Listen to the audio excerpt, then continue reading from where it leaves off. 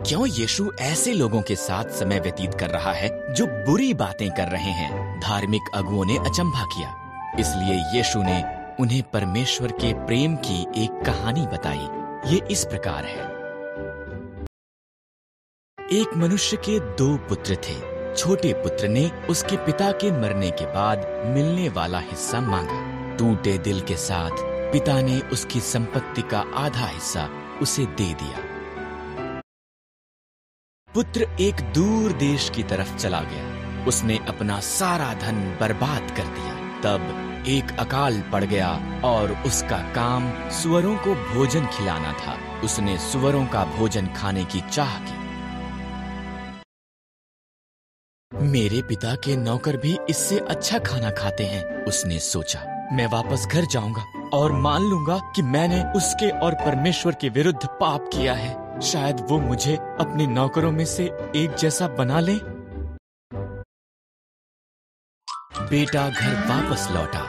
जब वो अभी दूर ही था, उसका पिता उसकी तरफ दौड़कर आया और उसे गले लगा लिया। मैं आपका बेटा होने के योग्य नहीं हूँ, उसने अपने पिता से कहा।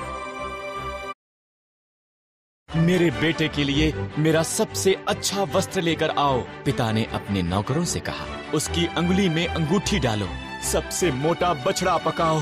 मेरा बेटा खो गया था और अब वो मिल गया है। बड़ा पुत्र क्रोधित हुआ जब उसने जश्न मनाए जाने के बारे में सुना। ये अनुचित है, उसने शिकायत की। मैं वफादारी से काम करता हूँ और मुझे कुछ नहीं मिलता। वो आपका पैसा बर्बाद करता है और उसके लिए एक जश्न की तैयारी की जाती है।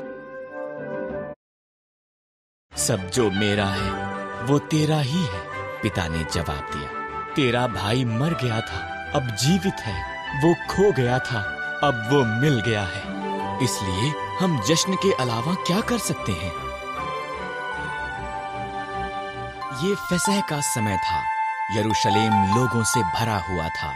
जब यीशु जैतून के पहाड़ पर पहुंचा, एक पहाड़ी जिससे यरूशलेम दिखता है, उसने उसके 2 शिष्यों को एक गधा ढूंढने के लिए कहा।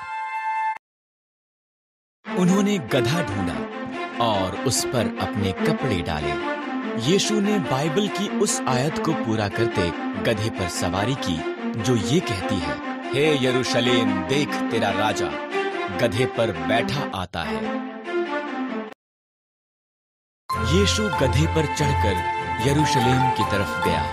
बहुत से लोगों ने उसके चमत्कारों को याद किया और उसके साथ शामिल हो गए। उन्होंने उसका आदर करने के लिए उसके आगे आगे सड़क पर खजूर की डालियां और कपड़े बिछाए। उन्होंने आशा की कि यीशु परमेश्वर का वादा किया उद्धार करता है, इसलिए उन्होंने पुकार कर कहा, होशाना, धन्य है वो जो प्रभु के नाम से आता है, धन्य है इज़राइल का राजा।